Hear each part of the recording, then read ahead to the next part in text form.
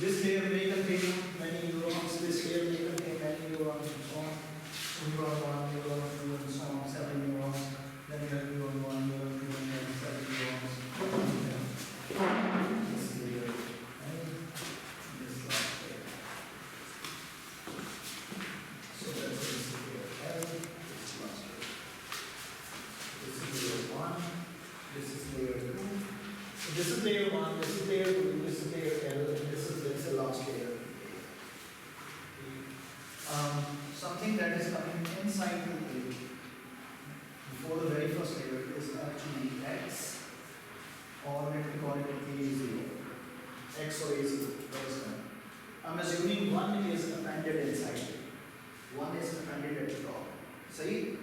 This input is going to first neuron, the same input is going to the second neuron, the same input is going to the third neuron, and so on. Clear? Then the weight matrix.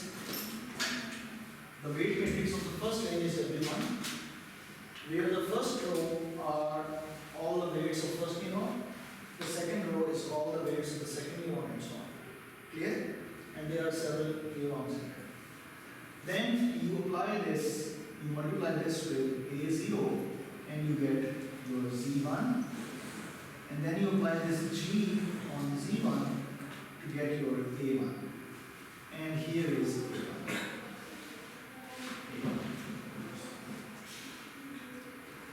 See?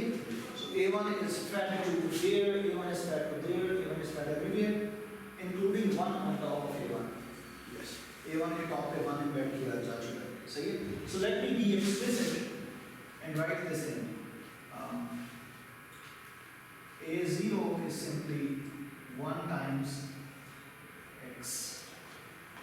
Let me just be explicit. And this is simply 1 times that. So A1. Then we have this, which is A2, and then 1 is appended. Let me be explicit. Okay? Yes. And then we have this thing out. जो चीज निकल रही है, जो चीज यहाँ से निकल रही है, that is A1. जो चीज यहाँ से निकल रही है, that is A2. लेकिन जो चीज इसमें फैट हो रही है, that is 1 expanded करके. जो चीज यहाँ से निकल रही है, that is AL. लेकिन जो चीज इसमें फैट हो रही है, that is A. And then जो चीज यहाँ से निकल रही है, that is AL. Sometimes called YL. Okay? Yes. See? We have W2 here, and this is A1, that we call it Z2, and then A2 is simply G times Z2. And this is WL. By the way, this is, this is not layer L, this is L minus 1.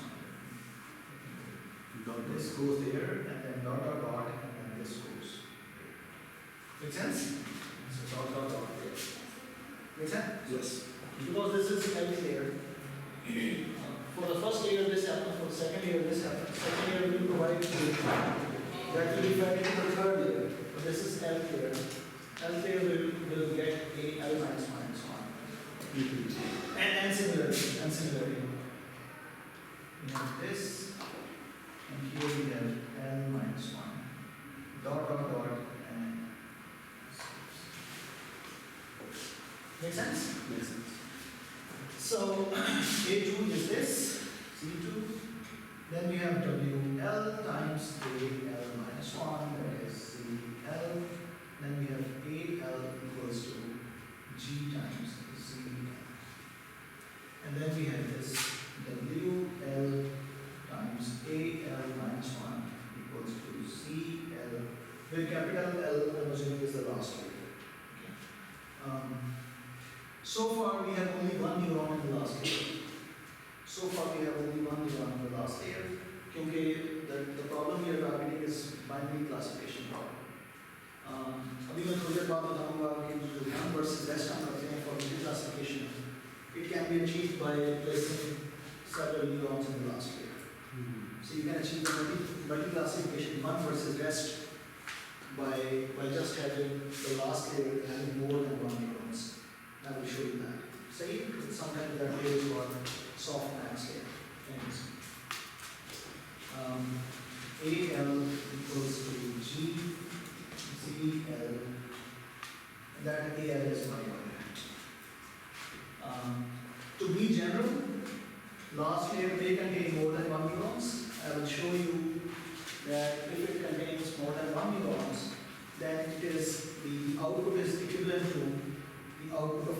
classifier that you have achieved through binary classification by the approach one versus the rest. Clear? This approach is equivalent to placing more neurons in the last layer, and I will explain that in a bit. Clear? But let me go to the architecture of this network. To be specific, the total number of neurons in the first layer, let me call the total number of neurons as N1, the total number of neurons. The total number of neurons in the second layer, let me call it as N2. The total number of neurons in layer L is, let me call it NL. And then the total number of neurons in the last layer is N. Clear? Yes. So the neurons can vary for different layers. So this, that, and so on. Clear? And these are the total number of neurons. Second, let me go more general and say that the first neuron applies one kind of activation function, and the second layer applies another kind of activation function. You can have different types of activation functions at different layers. Actually, you can have different types of activation functions for the same layer at different neurons as well. So you can go even more general than that. See? So this then GL and GL. Most of the time, the types of the activation functions is considered to be fixed for a network, except for the last layer. If the problem is classification problem, the last layer usually is sigmoid activation. Clear? It always gives a probability of being class 1, being class 2, and so on. Clear? But before the last layer, different choices and people come up with different activation functions that we discussed today. Some of the activation functions, they are merits and demerits and stuff like that. I mean, you are free to go to have different kind of activation functions at different layers or at different neurons for the same layer. All it depends upon, if that choice improves accuracy in your data set, then you should go for it. Otherwise, people propose different architectures. One kind of this setting is one kind of architecture. Make sense? Okay. So you can have this in some general settings. If I ask you to tell me the dimensions of WL by something dash by dash, can you tell me that? What is the size of WL? An minus 1, n minus 1 plus 1. Yes. So this is n L minus 1 plus 1 Yes. by what? And okay.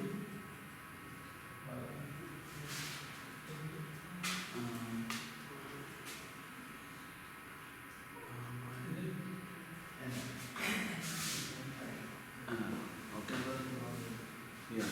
Yes? Yes. Make sense? Yes. These are the dimensions of WL. Yes. This is the size of WL. Yes, no? Yes. Clear? Very good. Yes, no? So you missed last lecture, I guess. That's because you missed last lecture. So I recommend to go through that video because it describes all that architecture in full length details. See? Repeating that would take a lot of time. Yes, so far so good? Yes. Okay.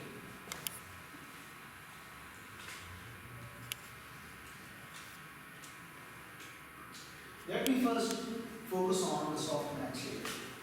Let's say you have a classification problem with more than 2 classes. Let's say you have 4 classes. Okay. Let's say you have 4 classes. Classically, what we have done is the following. If you have 4 classes, then we actually build 4 models, one for each class. So for class 1 versus the rest of the classes, and then for class 2 versus the rest of the classes, then for class 3 versus the rest of the classes, and then for class 4 versus the rest of the classes. And then we pick the majority vote or the majority confidence. In the case of logistic regression, that was the probability of being in class 1, 2, or 3. Make sense? अभी हम ये कर सकते हैं कि ये अगर हमारे पास 4 क्लासेस हैं तो हम एक पूरा deep, by the way the network is called deep if it has more than 2 layers. Clear? If it has more than 2 layers, it's a deep class. It is a deep network. सही है? How deep? जितनी ज़्यादा layers हैं. एक और चीज़ ध्यान में रखिएगा कि if you have, let's say, 100 neurons to place, let's say you have 100 neurons to place, and that's your budget somehow. Let's say, then placing 100 neurons in the following setting to let's say you have 99 neurons in the first hidden layer, and then you have 1 neuron at the output layer, and these are total 100 neurons. Versus, if you have 2 neurons in the first layer, then 2 neurons in the second layer, then 2 neurons in the third layer, and you have all the way up to the last neuron in the last layer. This network has 50 layers, it's very deep. But the parallel network मैंने आपको बताया, it has just 1 hidden layer, total 2 layers. Although you have total 100 neurons, they are placed in different arrangements, and you will get drastically different results. Make sense? It is not about the number of neurons, it is about their arrangement as well.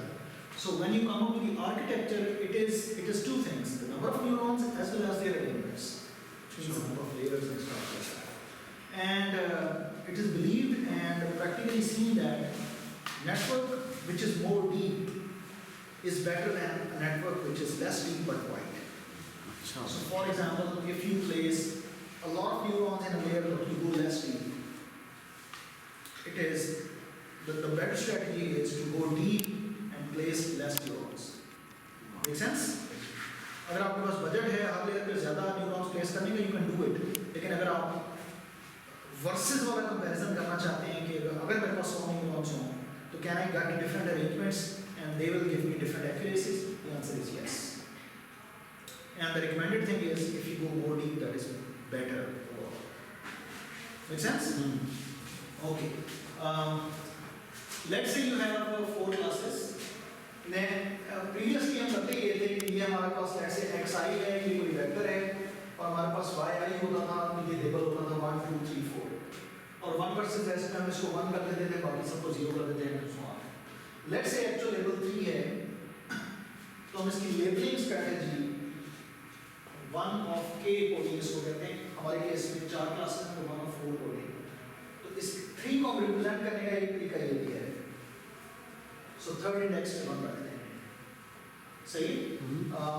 अगर मेरा कोई label है किसी class का 4, तो उसको represent करने का एक तरीका ये भी है. सिमिलरली अगर लेबल 1 है, सही? This way, the label is no longer a number, the label is also a vector. Make sense? Yes. But now you have one label vector for each class, and that's binary labeling. I mean, जो आपका class label है वहाँ उस index पे run कर दें, बाकी 0 place कर दें. That's one way of labeling. अगर 5 क्लासेस होंगी तो लेबल वेक्टर की लेंथ 5 होगी.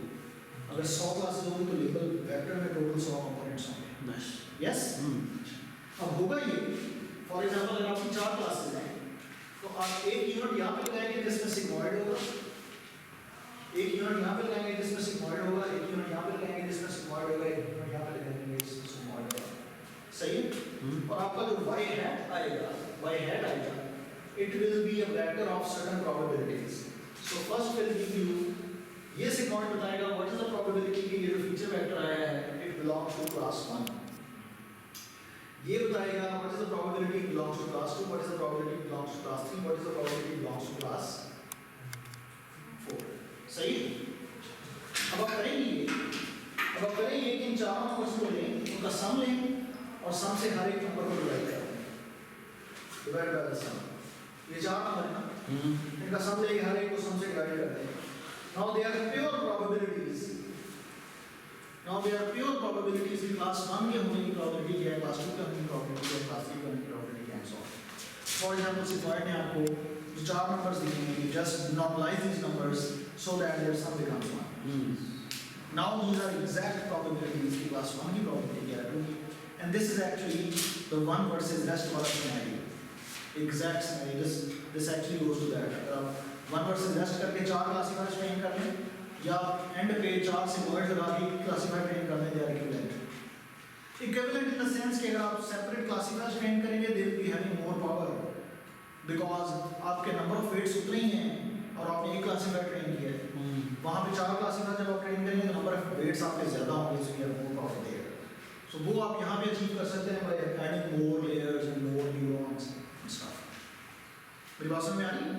यानी देखिए एक scenario ये था कि आपके पास तीन classes थी, so आपने तीन classifier learn करने थे. हर classifier में number of neurons है let's say 100 और एक particular उनकी arrangement है.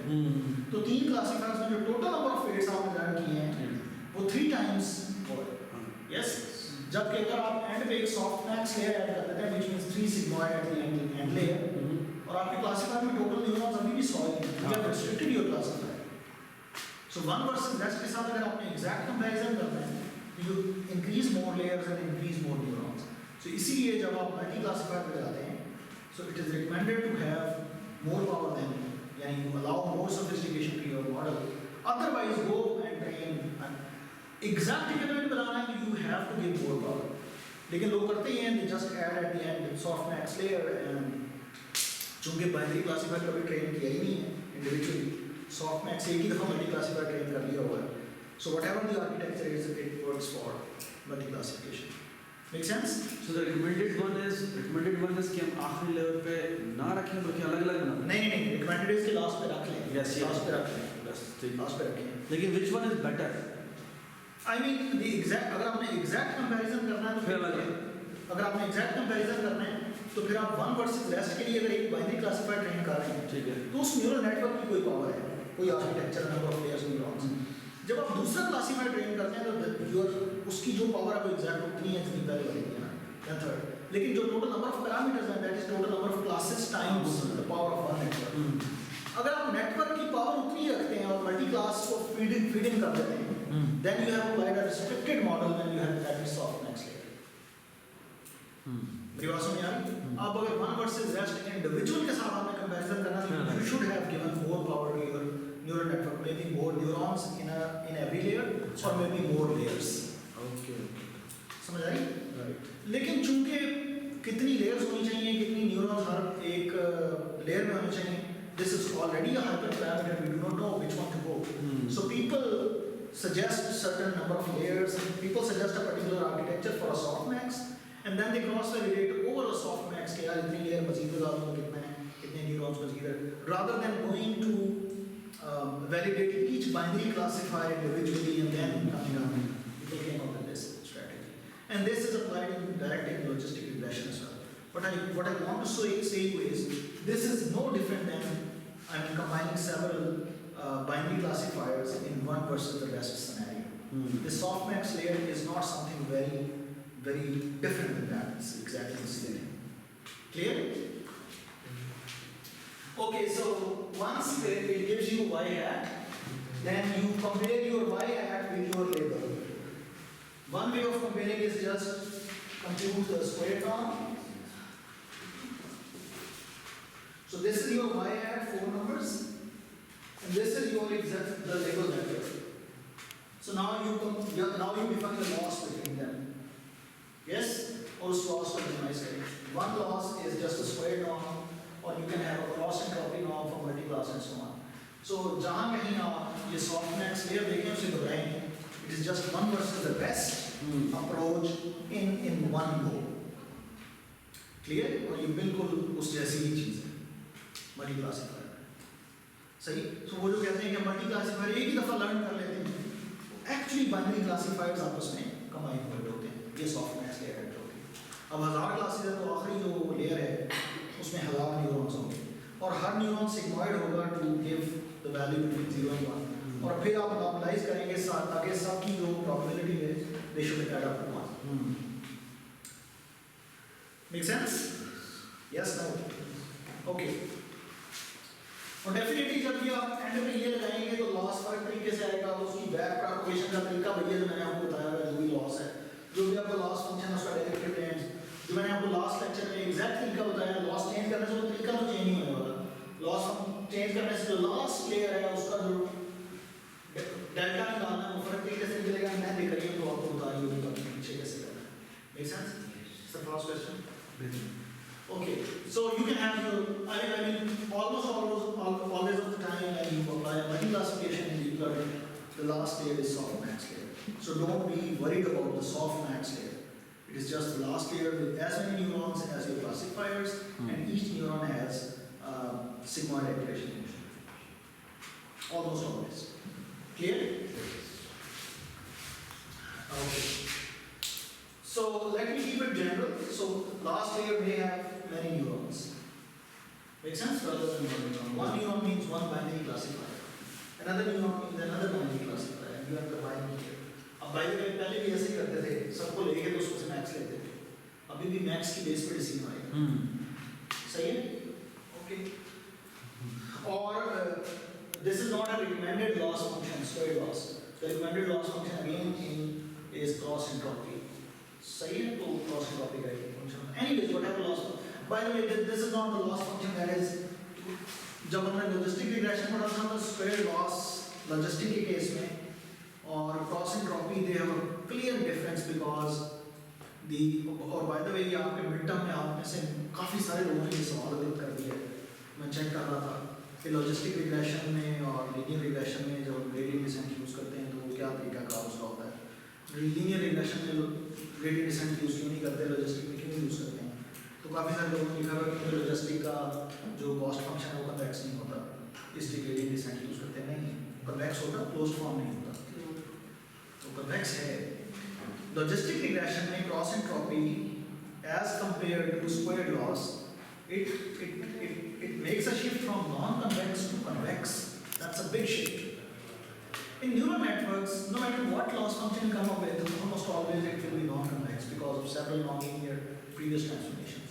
So applying square loss is not bad because it is non-convex, and applying cross entropy is good because it is convex. It is non-convex either way.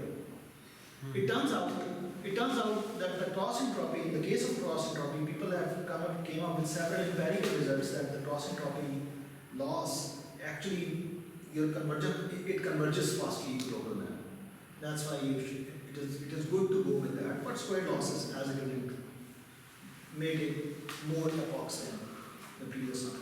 No one of them is convex or non-convex. In the case of neural networks, in the case of logistic regression, if you apply square loss in logistic regression settings, that is non-convex. If you apply cross entropy, that is convex, and that's a hell of a shift, big shift. Make sense? And several students there attempted this question in a very wrong way. Logistic regression function should be convex. नहीं होता इसलिए gradient descent दिखाते हैं. No, it is not closed form. It is convex. और gradient descent convex, non-convex सबके लिए लगता है. Value convexity just say कि whatever your local minima is, whether it is global or not. Make sense? So you can apply gradient descent. It will move you towards the nearest local minimum from where you have started. Convexity means that local minima indeed is global minimum. Non-convexity means that's a local minimum. There might be a better one. Make sense? So this difference should be. Okay. So having said that, you can apply this loss. There are better losses.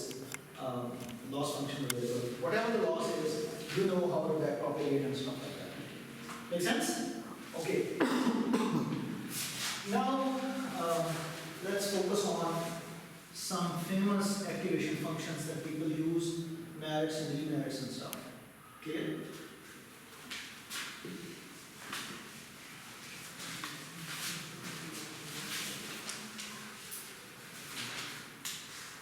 One very classical activation function is sigmoid.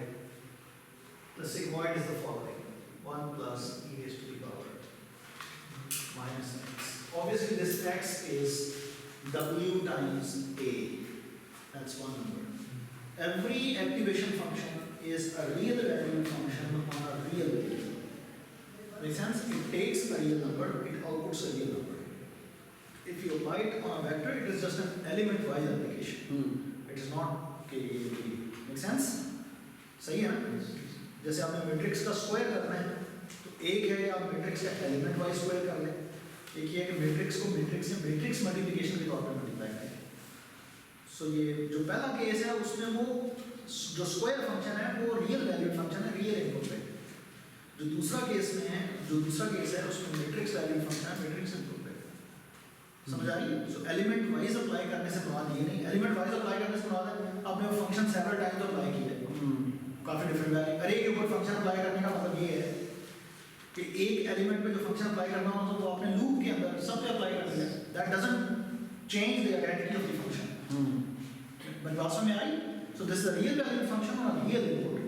In this particular setting when we apply this function on a vector, it is actually applied to every element of the vector like in a loop, and it gives the element in a sequence. Because it is not some vector valued function or vector valued no. Okay. So this is one common choice where x obviously is x in this is W transpose A for one particular neuron. और एक particular neuron के मैं weight vector को column में लिखूं और ए भी column में हो तो W transpose A for a particular neuron. This is what it is, and this is exactly is like logistic regression. So if we plot this, so let's call this inside parameter as x. Okay, that's a new value. If we plot this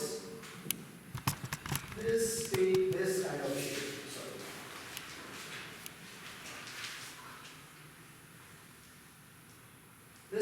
Take this kind of shape. At 0, its output is 0.5, and as you move away from the 0 to positive side, it saturates at 1, and as you move the negative side, it saturates at 0. Obviously, it is asymptote, it never touches 1, it never touches 0. Make sense? Okay, now, if you see in this particular region, which is a very small region in here, it's a very small region. In this particular, if x falls in this region, then you have something very interesting. If x falls in this particular region, you can see this region is almost flat. And you can see this region is almost flat. Which means what? If your input falls in this region or in that region, then in this region and in that region the derivative is 0. Because it's a flat region, almost flat, the derivative is, let me write, close to 0. मेरी बात समझ आ रही? जब derivative 0 होगा, यानी g का derivative 0 है, इसका मतलब है कि उस वेट ने अपडेट नहीं होना। Remember, if you want to update a weight, then W is equal to W over minus alpha times the derivative. And if the derivative is 0, with respect to W or very close to 0, that weight is not going to update. If weight is not going to update, then in the second or third iteration, that neuron is not learning at all. Whatever the weight is set, it is fixed. Like it is a dead neuron. It's not updating, it's not learning. So that was a criticism on this function sigmoid, that it has a very small range, and after that range,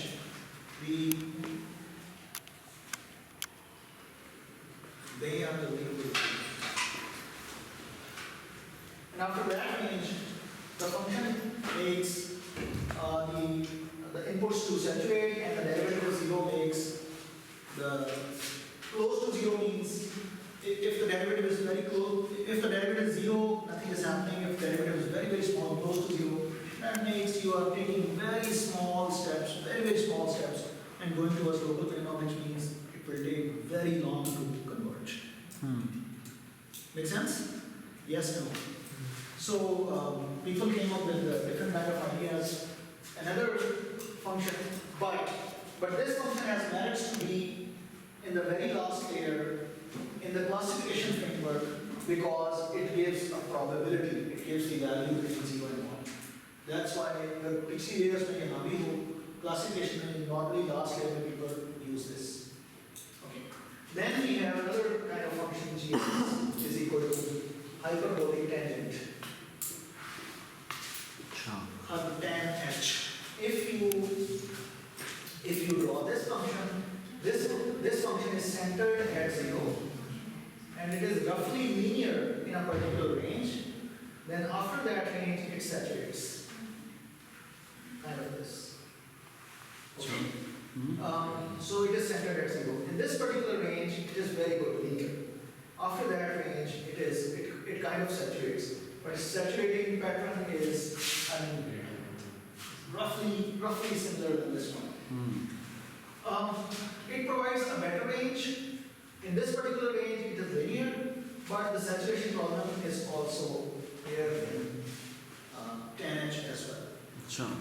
But empirically, people have shown that tan h, with tan h, the learning becomes faster.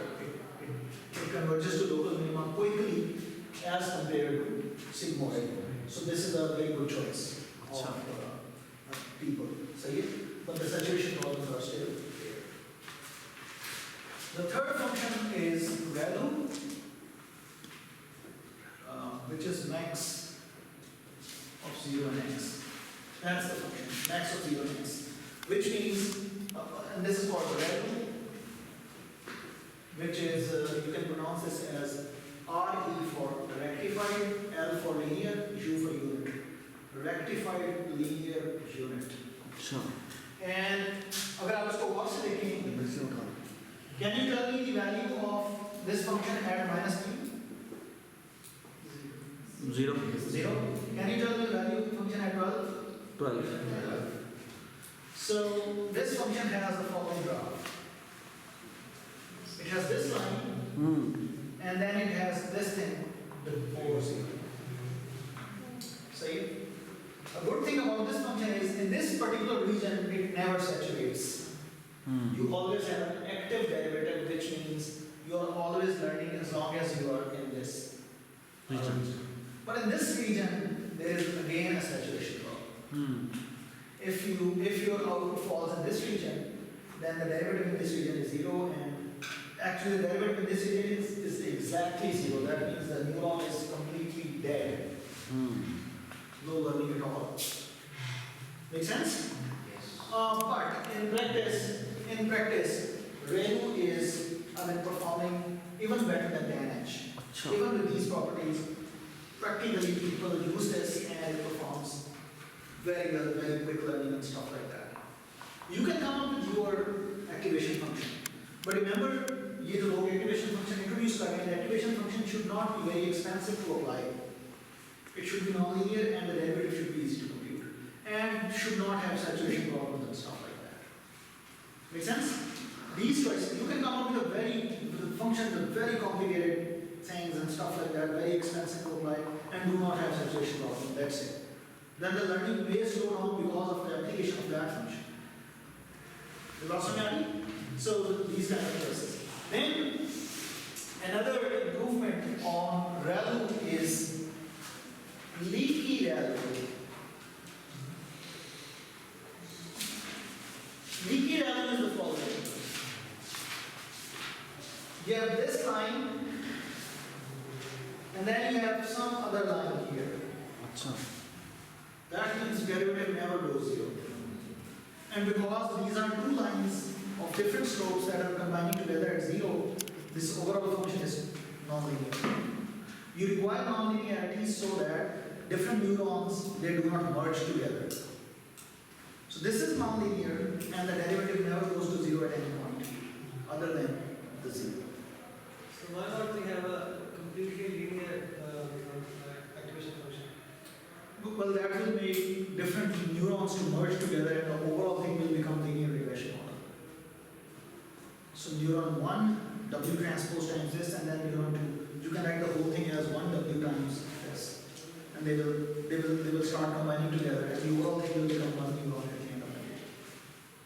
the derivative never goes to 0 at any point other than the 0. So Okay, make sense? Having good properties of leaky value, people are still, I mean, I have seen most of the practitioners in numbers, they are using ReLU the most. ReLU is the, let me call it softly that this is kind of default choice of deep learning and use it. It is simple, it is fast, and practically, empirically, it converges very fast. सही है? मैंने किसी lecture में बताया था कि ये जो एक्टिवेशन फंक्शन है इसका डिफरेंशिएबल होना जरूरी है।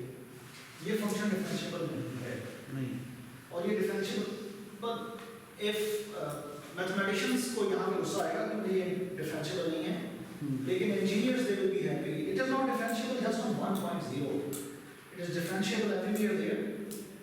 अब डिफरेंशिएबल डजंट मीन कि इसका डेरिवेटिव एग्जिस्ट तो कारण नहीं है, इसका डेरिवेटिव यहाँ पे एग्जिस्ट कर रहा है, यहाँ पे डेरिवेटिव एग्जिस्ट नहीं करता। डेरिवेटिव का अगर आपको थोड़ा सा रिकॉल करें तो ये होता है कि लेफ्ट साइड से और राइट साइड से लिमिट सेम होनी चाहिए।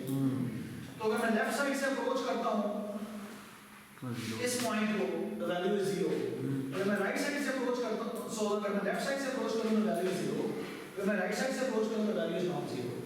सो the left limit and right limit they are not equal at 0। Hence, at 0, theoretically the derivative does not exist. Make sense?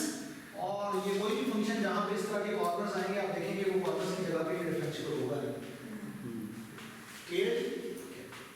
Mostly. लेकिन वो इंजीनियर कहते हैं यार मतलब डेरिवेटिव मींस कि मैं इसके अराउंड स्टेप लेके देखूँ कि चेंज कितना आ रहा है। So 0 पे मैंने डेरिवेटिव लेना तो I can include 0 in this region and the derivative is 1. Or I can include 0 in this region and the derivative is 0. Either way you are good to go. जब कभी 0 आए, output 0 आए और आपने derivative ले, so the derivative of this function at 0, you are good to go. Be consistent. Either call it 1 or call it 0. So just use that. इसको वैसे सब gradients कहते हैं, लेकिन I mean, this is kind of a hack where the derivative does not exist theoretically. You just use the derivative. Okay, I will use one-sided limit rather than the two-sided limits. Linear expression क्या है? Leaky value never saturates. The derivative is never 0, nowhere except 0. लेकिन इसका mathematical expression है जैसे। Oh, mathematical expression is max of यहाँ पे तो x आएगा, यहाँ पे x का कोई वो है ax plus b, यहाँ पे कोई नहीं, कोई फर्क स्लोप की नहीं है, कोई फर्क स्लोप की नहीं है, नॉर्मल से दो x आता है, सही? इसको ये वाली लाइन हमेशा 45 पे होगी। ये 45 पे होगी because you are writing this x. Yes, okay, that's fine. Oh, you can make it more generalized. I mean, Yeah, this line has a different slope and that Yeah, stuff yeah. like that. Clear? So far so good? Yes. So practically the default choice mostly is ReLU. I mean, if you are going to implement your deep network and you are going to start with some activation function to start with, the recommendations is if you have enough resources, you should try one by one all of them. Sure. That means cross validation. You should validate it on your data. But it happens that you cross validate and you bear that time and pick the one if the problem is not that risky. Maybe you want to be quick and stuff like that, then the ReLU is something that you should start with. Samjari? This is based on the empirical results, not theoretically. Theoretically, this is your data, this is just what you have. This is your data actually which should decide what should be the architecture of the neural network. Make sense?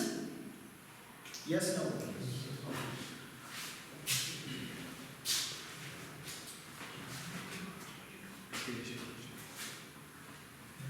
ये मैं erase कर दूं? Yes.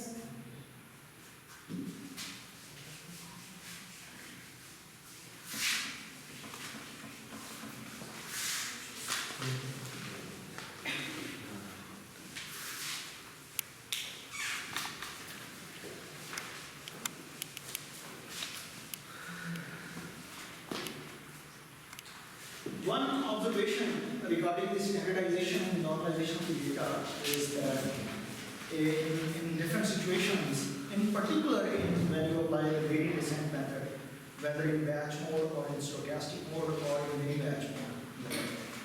If the data is normalized already, by normalized means subtracted, and every feature is scaled down to a particular range, let's say the range is -1 to 1, that's a common range. You can change the range, but that's a common range. Then the gradient descent converges faster to the local minima, reaches the local minima in less number of epochs as compared to otherwise practically. Make sense? लेकिन अगर यहाँ पे आप बहुत से देखें और ये x अगर वेक्टराइज्ड फॉर्म में देखो, अगर ये x एक बैच हो, rather than one example, if it is a batch, vectorised form में बता रहा हूँ, so ये x काफी सारे कॉलम्स हैं, काफी सारे फीचर वेक्टर्स हैं, ये w ये काफी सारे feature vectors, that's one batch, there are several other batches, आप बैच फॉर्म में चल रहे हैं, सही है? तो इनपुट की नॉर्मलाइजेशन को आप कर लेंगे। इनपुट की नॉर्मलाइजेशन करने के काफी सारे तरीके हैं। एक तरीका ये कि आप पूरा ट्रेनिंग डेटा पकड़ें और उस पूरे ट्रेनिंग डेटा को उसका पूरे ट्रेनिंग डेटा का मीन लें, सबट्रैक्ट करें और पूरे ट्रेनिंग डेटा के हर फीचर को नॉर्मलाइज करके स्केल फैक्टर सेव करें। लेकिन ये इनपुट लेयर के लिए तो ठीक है, समझ में आता है। जब आप सेकंड लेयर की इनपुट को देखें, सेकंड लेयर की इनपुट ये, this is the input to the second layer. First layer में जो इनपुट आ रही है वो तो नॉर्मलाइज है, सेकंड लेयर में जो इनपुट आ रही है it is no longer guaranteed to be normalized because the activation function has does something to it. Yes. Make sense? वो वेट से मल्टीप्लाई किया है, it has form to something else. ये जो एक लेयर और दूसरे लेयर की डेटा में नॉर्मलाइजेशन का डिफरेंस है, फर्क है, इसको टेक्निकली कहते हैं कोवेरिएट शिफ्ट। ये टेक्निकल नेम है, असल में ये दोनों की डिस्ट्रीब्यूशन डिफरेंट है। एक के डिस्ट्रीब्यूशन फर्क है, दूसरे के डेटा की डिस्ट्रीब्यूशन फर्क है, covariate shift. And it turns out कि अगर कोवेरिएट शिफ्ट एग्जिस्ट करेगी, यानी डेटा हर लेयर में नॉर्मलाइज्ड फॉर्म में नहीं देंगे, then the gradient descent will take longer to converge again. सही है, although with very good choice of activation function that is very good, still this covariate shift problem is there. अब हर layer को मैं कैसे normalise करूं, क्योंकि मैं पूरा डेटा को सप्लाई नहीं कर रहा, मैं तो बैचेस में सप्लाई कर रहा हूं। Make sense? तो इसमें एक टर्म यूज होती है बैच नॉर्मलाइजेशन।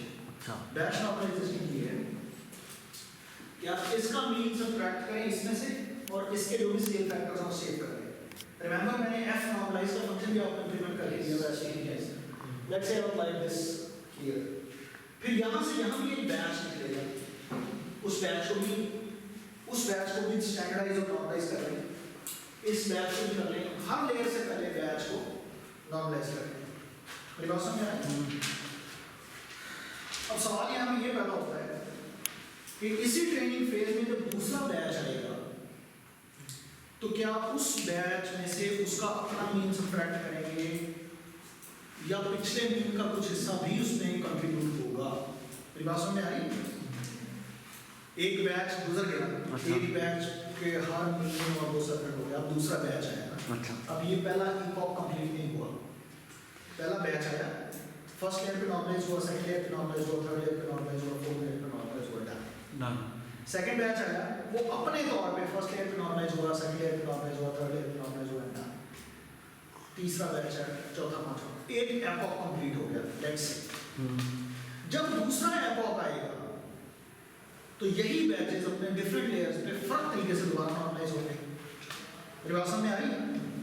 दूसरे एपॉक पे चूंकि हर बैच के लिए वेट्स चेंज हो चुके होंगे हैं, वेट्स चेंज होने की वजह से हर लेयर की आउटपुट फिर फर्क आएगी, फिर दोबारा नॉर्मलाइज करने की जरूरत है। सेकंड एपॉक पे, थर्ड, फोर्थ, फिफ्थ एपॉक पे कोवेरिएट शिफ्ट की प्रॉब्लम फिर आ सकती है। We have to normalise it after every step. ठीक है, कर सकते हैं, हर स्टेप पे हर बैच आता है, हर बैच को नॉर्मलाइज करेंगे, लेकिन अगर हम इस तरह से खुला छोड़ देंगे हर एक को नॉर्मलाइज करेंगे तो सवाल ये है कि जब टेस्ट पॉइंट आएगा, एक टेस्ट पॉइंट आएगा, एक या बैच है, उसको कैसे नॉर्मलाइज करेंगे? फर्स्ट लेयर पे टेस्ट पॉइंट को नॉर्मलाइज करने के लिए उसमें से कौन सा मीन सबट्रैक्ट करेंगे? और क्योंकि सारे बैचेस के मीन्स वहां पे हैं, सेकंड लेयर पे जब वो एक पॉइंट नॉर्मलाइज होने की कोशिश करेगा तो उसमें से किस बैच की किस आइटरेशन का मीन सबट्रैक्ट होगा? मेरी बात समझ में आई? and then the third one, then the fourth one. So training time में batch normalization makes sense. We can do it anyway, but we have to consider कि हमने testing पे भी normalization को वो करनी है और normalization इस तरह से करनी है so that the training data and the test data, I mean, it minimizes the loss. The generalization becomes better. समझ आ रही? ट्रेनिंग में तो आप मिनिमाइज कर लेंगे लॉस को, बड़ी जल्दी पहुंच जाएंगे. टेस्टिंग डेटा पे अगर आपने उसी तरीके से उस पर नॉर्मलाइजेशन अप्लाई नहीं की, it may give you bad results. क्योंकि जिस वे में वो ट्रेन हुआ है उस वे में टेस्टिंग डेटा उस प्रोसेस से गुजरा ही नहीं. वो W तो अगर इनपुट नॉर्मलाइज हुई भी होती तो उन्होंने लेवल जनरेट करना था. यस सर बैचेस में क्यों डाटा दिया? और टाइम चाहिए. आपने लास्ट लेक्चर लिया था, याद नहीं. आपको ये याद नहीं है कि आपने लास्ट लेक्चर लिया था या जो लेक्चर में पढ़ा था वो याद नहीं? ये याद नहीं कि लास्ट लेक्चर